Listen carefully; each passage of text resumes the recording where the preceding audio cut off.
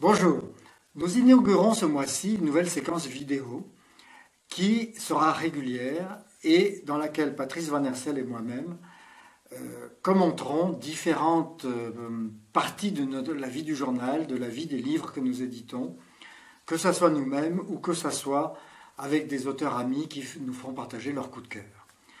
Tout ceci sera fait parallèlement à notre partenariat avec Omega TV, dont vous retrouvez régulièrement des séquences vidéo aussi sur notre site. Et aujourd'hui, pour commencer cette première intervention presque télévisée, j'aimerais vous dire simplement quelques mots de ce numéro de Nouvelle Clé qui est actuellement encore en vente pendant 3 semaines dans les kiosques, et je sais qu'il en reste dans les kiosques. C'est ce numéro 63 qui est consacré à différents sujets. Et j'aimerais insister un peu plus que sur les sujets de couverture qui sont autour de la télépathie avec cet entretien inédit avec Rupert Sheldrake, ou sur cette grande enquête que nous avons fait sur comment faire le vide chez soi pour respirer mieux et faire de l'ordre dans sa vie. Insister un peu, évidemment, et c'est le moment idéal pour cela, sur une autre enquête que nous avons faite sur le phénomène 2012. Le film vient de paraître. Il est intéressant, spectaculaire, c'est un blockbuster comme on dit à Hollywood, c'est-à-dire vraiment un film qui a coûté très cher et qui devrait rapporter gros. Mais comme le dit son réalisateur, ce n'est qu'un film. Or, depuis des mois, sur la toile et aussi dans l'édition, on voit paraître des livres annonçant la fin du monde et des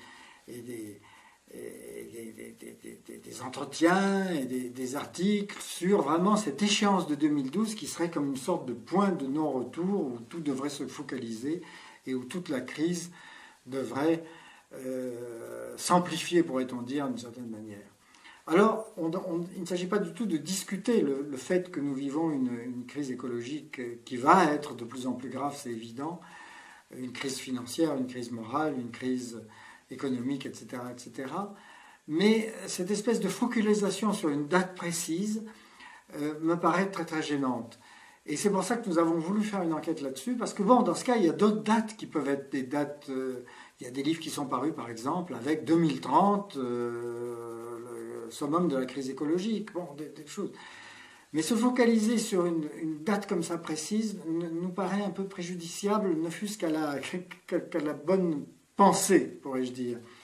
C'est-à-dire qu'on a déjà fait ça. En l'an 2000, il devait y avoir le bug de l'an 2000. Ben, il n'y a pas eu de bug de l'an 2000. En je ne sais plus quelle année, je ne sais plus quelle secte a annoncé une fin du monde, qui n'a évidemment pas eu lieu. Et puis ça s'est renouvelé régulièrement dans l'histoire.